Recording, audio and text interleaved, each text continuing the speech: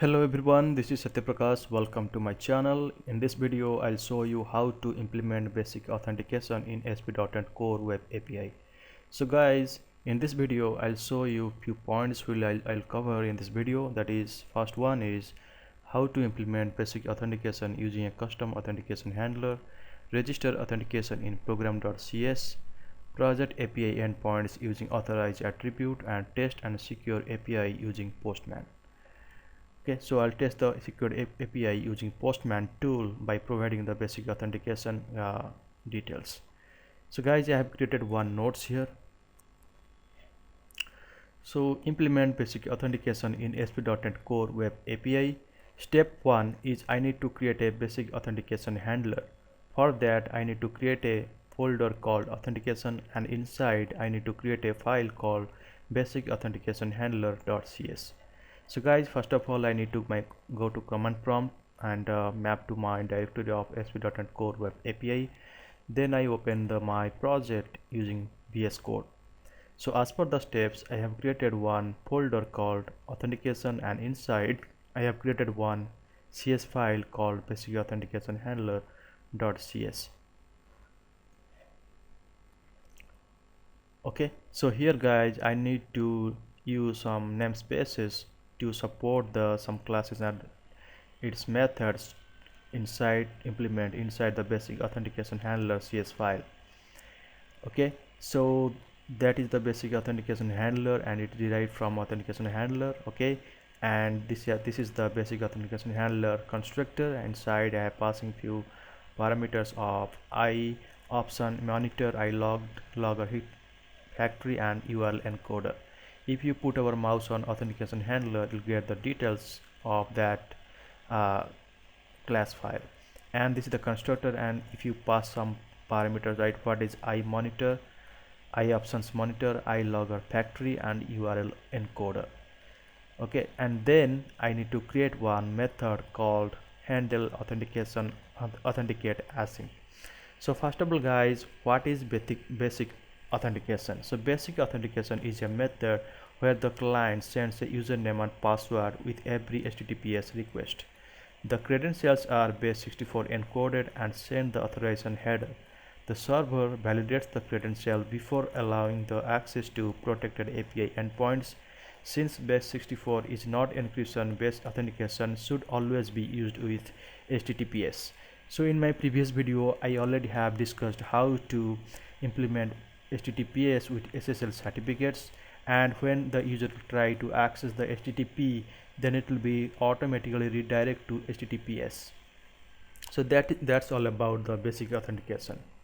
Okay, so inside I have one condition: if the header contains authorization, it will be returned the fail, and this is the message will be displayed. Okay, and in the try block, if it is contains the requested headers contains authorization, it will be returned, and then there is some authorization variables there, and it will be contains the value of requested headers.authorization.toString, and the auth header, it will be contains the authentication header value.parse, and the credential types, so it contains some form base64 string with auth header.parameter, and the credential, it will be containing encoding UTF-8 get string, and the split value of it will be contains the credentials. So I have two variables, username and password. Okay, and here it will replace with, so it as of now I just mention you by showing hard-coded, and in my next video I'll be showing that is how to do using database using SQL Server, that is dynamically.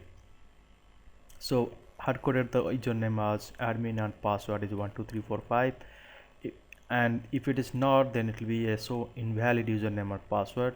So there is, you can see claims, right? What is claims? So a claim is a piece of information about an authenticated user.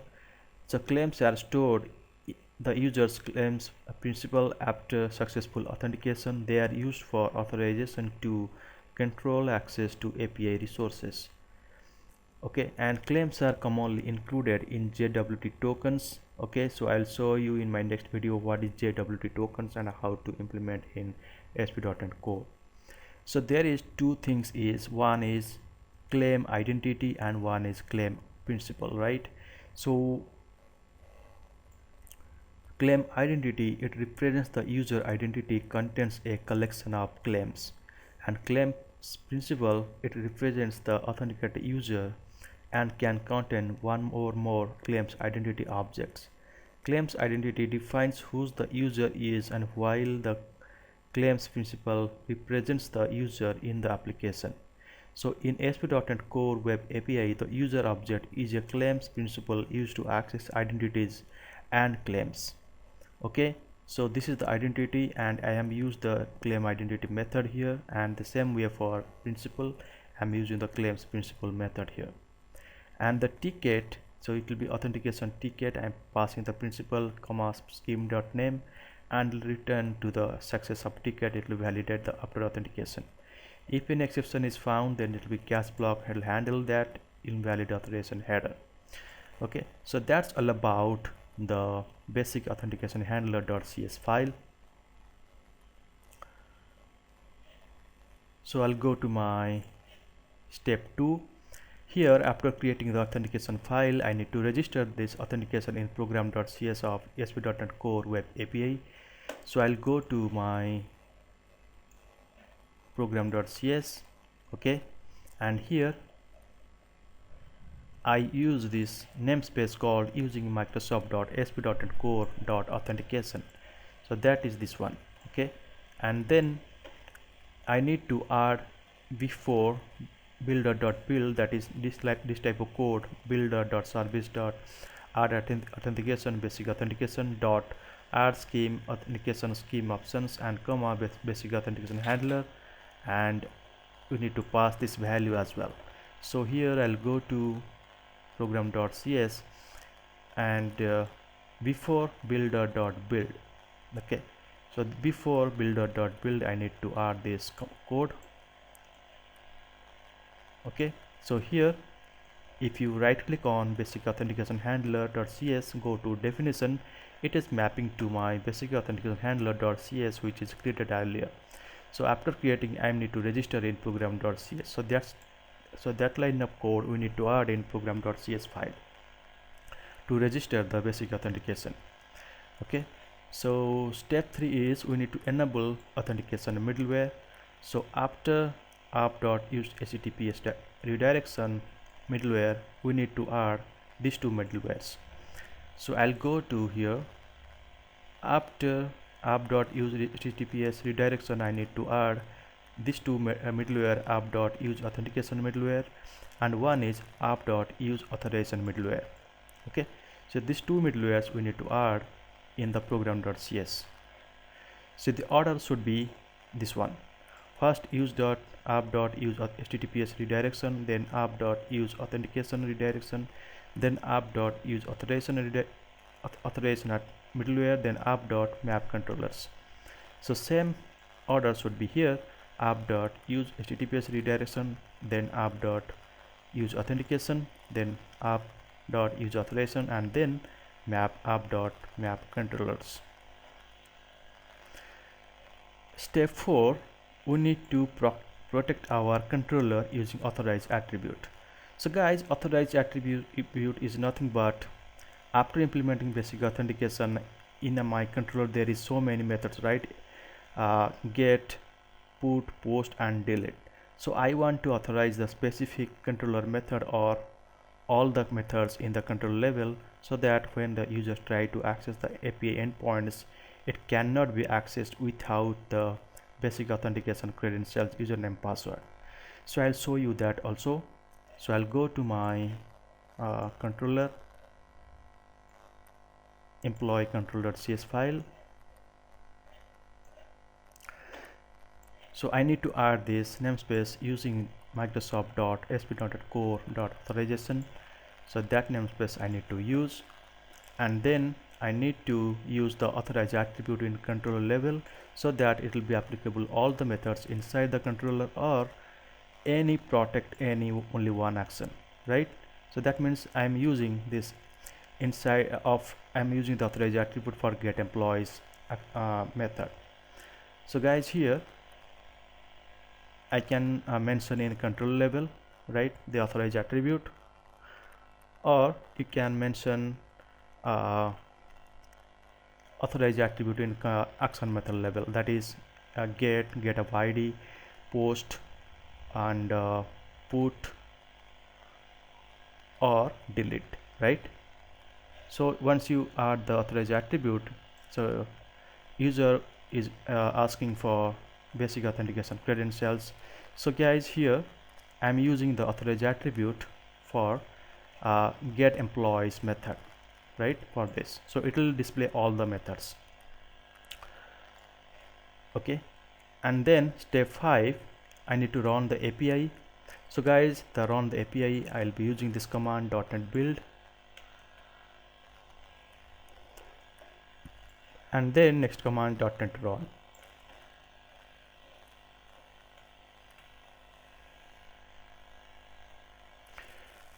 So guys, I need to go to this port number localhost 7140 of HTTPS. So I'll copy that URL, and as per my step, first of all I need to check whether the Swagger is running or not. So copy that one, go to browser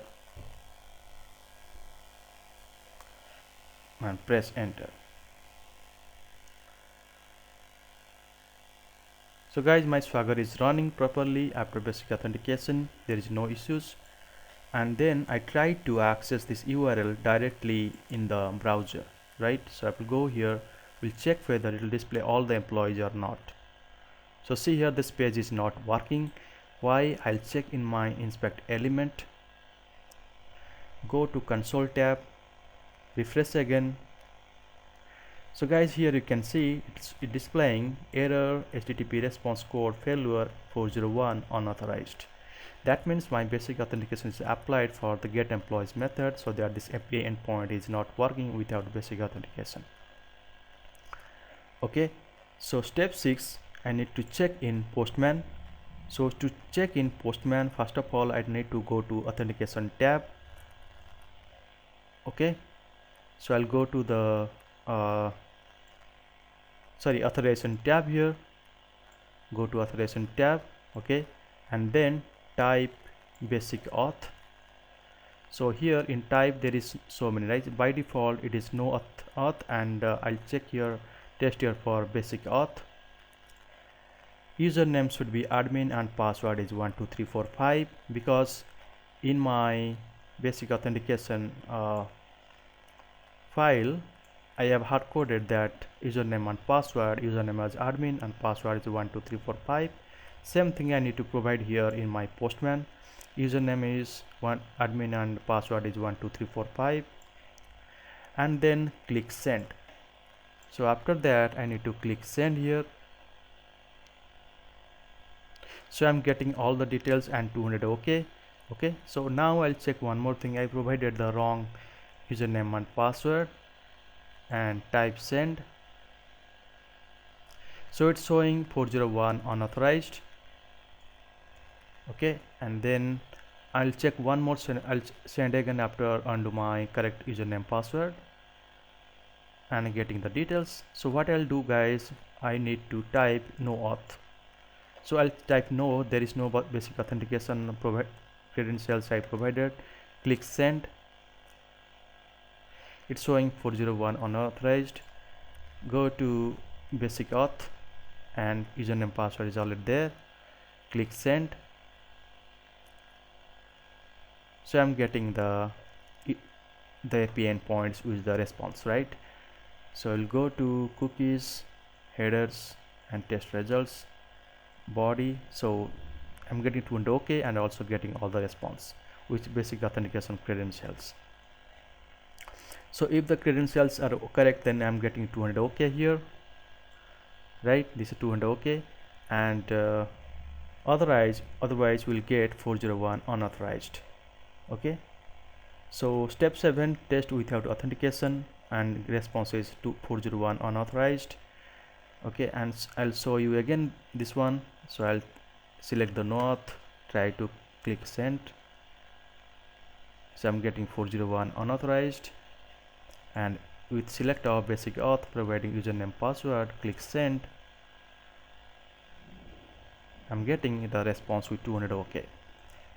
So step 8, we need to improve the security. So instead of hard coding admin or username and password, we need to validate the username password against the SQL Server database or ASP.NET Core identity. That way your API authenticate a real user rather than fixed credentials.